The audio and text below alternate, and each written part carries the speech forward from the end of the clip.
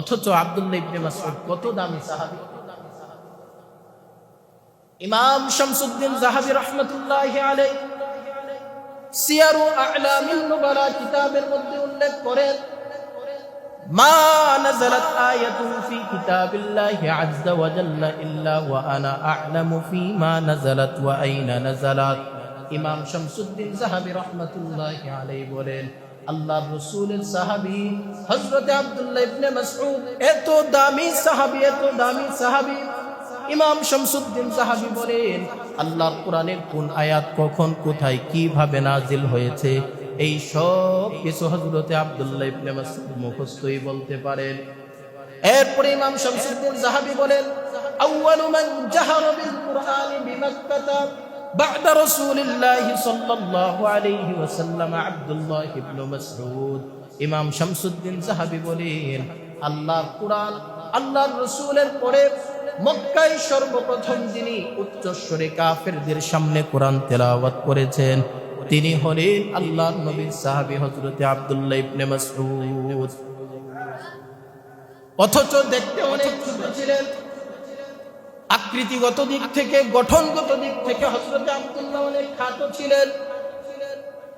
শুধুমাত্র খাটো না, বরং তিনি অনেক হ্যাংলা পাতলা, হালকা পাতলা গড়নের ছিলেন, অনেক বেশি স্বাস্থ্যবান ছিলেন না।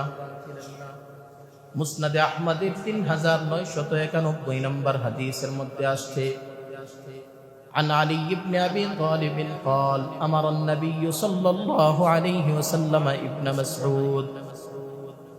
হযরত আলী ইবনে আবু তালিব বলেন, আল্লাহর নবী একদিন তার সাহাবী হযরত আব্দুল্লাহ ইবনে মাসউদকে হুকুম করলেন, এই আব্দুল্লাহ ইবনে মাসউদ, এই যে গাছ দেখা যায় এই গাছের উপর উঠে তুমি আমার জন্য একটা ফল নিয়ে আসো কিংবা ঢাল ভেঙে নিয়ে আসো।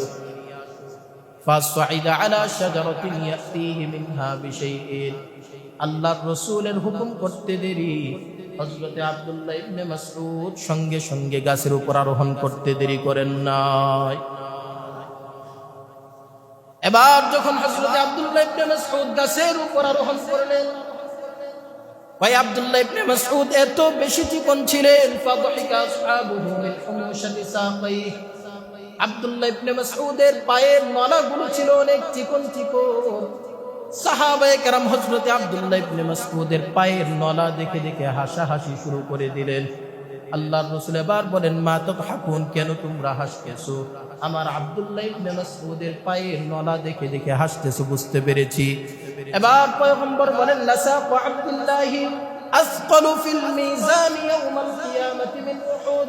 এরে আমার সাহাবায়ে কেরাম শোনো, তোমরা যদিও আব্দুল্লাহ ইবনে মাসউদের পায়ের নলা দেখে দেখে হাসাহাসি করতেছো, শুনে রাখো কাল কিয়ামতের ময়দানে আমার এই আব্দুল্লাহ ইবনে মাসউদের পায়ের এই নলাগুলোর ওজন কিয়ামতের ময়দানে মিজানের পাল্লায় উহুদ পাহাড়ের চেয়েও বেশি হবে।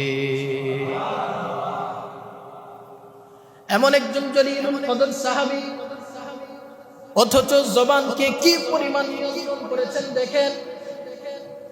আল মুআজামুল কবীর লিত-তাবরানির হাদিস 10302 নম্বর হাদিসের মধ্যে আসছে, আন আব্দুল্লাহ ইবনে মাসউদ রাদিয়াল্লাহু আনহু আন্নাহু ইত্তাকাস সাফা।